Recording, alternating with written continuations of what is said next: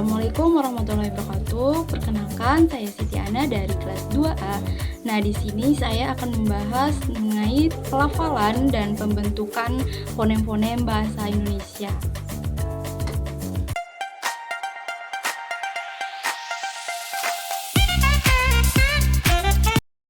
Nah, fonem ini adalah unit bunyi terkecil yang dapat membedakan makna dalam suatu bahasa. Nah, dalam bahasa Indonesia ini memiliki sejumlah fonem, yaitu vokal dan konsonan.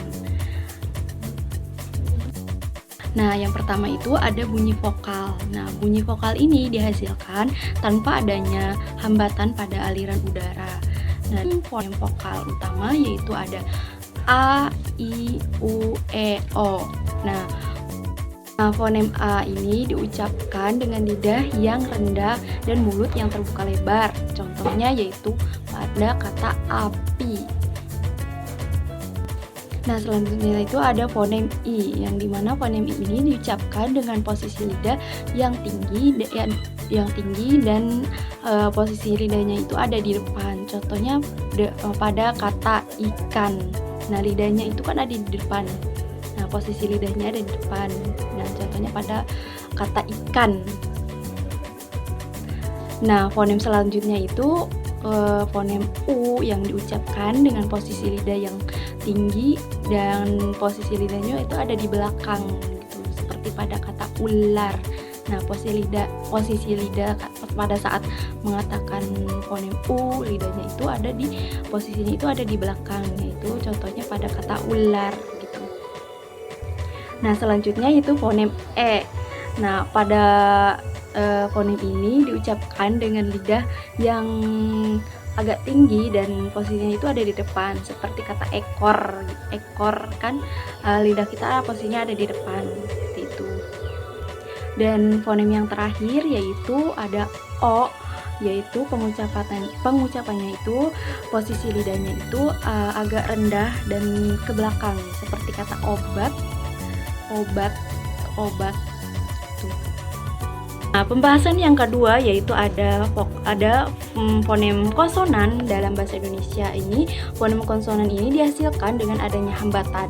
Nah, kalau fonem vokal itu kan terjadi dengan tidak adanya hambatan. Nah, sedangkan fonem konsonan ini dihasilkan dengan adanya hambatan pada aliran udara.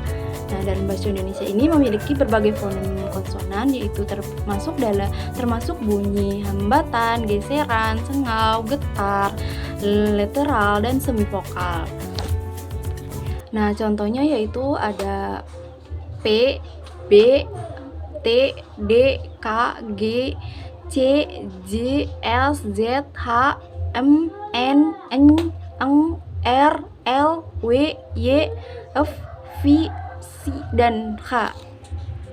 Dan selanjutnya ada bunyi dental atau alveolar, yang dimana posisi lidah berada di belakang gigi atas atau gusi atas, sehingga udara dapat mengalir melalui celah antara lidah dan gigi atau gusi. Nah, contohnya yaitu ada huruf T seperti pada tangan, dan D seperti pada kata dinding, dan N seperti kata nama, dan L seperti pada kata susu, dan Z seperti pada kata zebra, dan L seperti pada kata lari, terus ada huruf R yaitu getar alveolar seperti pada kata rumah. Dan selanjutnya yaitu ada bunyi palatal atau langit-langit keras. Nah, di mana bunyi ini dihasilkan dengan posisi lidah berada di dekat langit-langit mulut, sehingga udara dapat mengalir melalui celah antara lidah dan langit-langit mulut. Nah, contohnya itu ada fonem C, yaitu seperti pada kata cepat, ya, dan huruf Z seperti kata jalan, dan eng seperti kata nyanyi. Nah, dalam bahasa Indonesia ini terdapat sejumlah fonem konsonan, yaitu yang pertama ada bunyi bilabial, yaitu komposisi dari dua bibir. Nah, bunyi bilabial ini dihasilkan dari udara yang dihalangi sepenuhnya lalu dilepas dengan tiba-tiba.